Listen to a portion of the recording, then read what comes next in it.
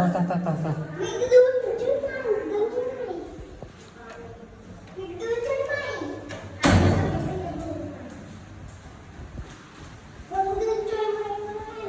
Không phải gì đấy nữa.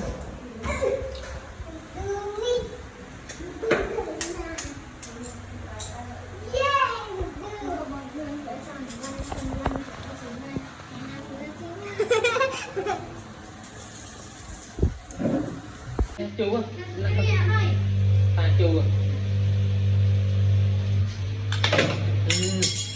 Giờ mà ai ta ấy giờ cho anh không? Ai cho anh không? Liang giờ tìm ai ta này chứ? Liang ra lẹt đây chú. Liang. Nhanh nữa, con nhanh ép lắm. Con ai cạch co với ta còn cả lơ ở tại đấy.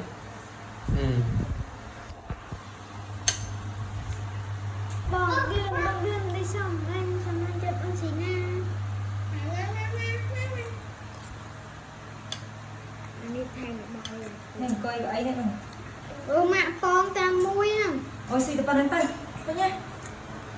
Xì con trai với tay. Mình đã đợi ngày bao rồi. Phá mình còn tìm. Xì tay, bao nhiêu. Này. Này nha, tay mũi. Xì tay. Anh nè, cái nào bay ồn. Má bay ồn nè. Mẹ bay ồn à, mà đây ơi. Cô bạch đi thế Ô nhầm ai nhá. Ôi bên anh nè. Dạ con em không là trai giọt cào. Mà mẹ ơi. Nha mà. Không là trai giọt. Tịch con ta đợi vào này à. Ok quên rồi. Ta rong cái này à. Con nguyên pi ta đây rong cái này mới ơi.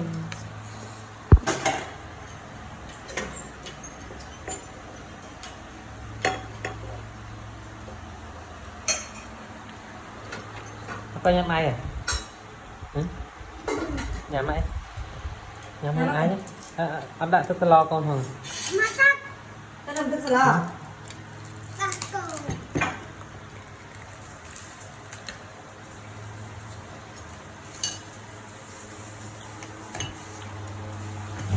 Chứ nè. Lo mình đi. Đây đã. Anh cũng lên. Quả chi đó nhanh. Đi giờ mặc bé xanh ai? Thầy mặc ở đây cho ăn này. Ở đây cho ăn cay nhắm tay. Bây giờ nó nhắm bay mình thấy cái gì nè. Nào này cho đi học.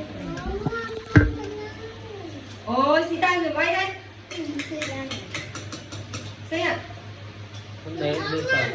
Mình cho ăn tay, mày cho ăn mày. Mà chị con thịt non. Cái nhai ồn. Ai con mùi hình. Có cái đau.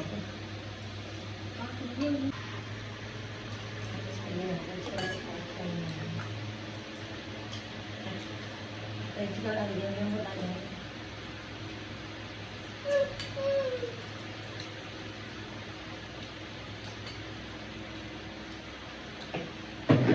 Đi chơi tập tay nhé.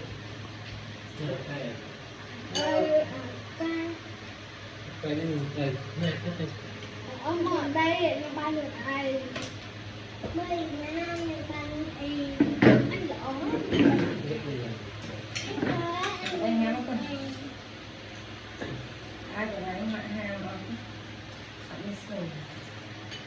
Mà đặt trong đặt không đấy. Cái tiếp sửa. bye bye đúng rồi. Bye bye. Bye bye bye.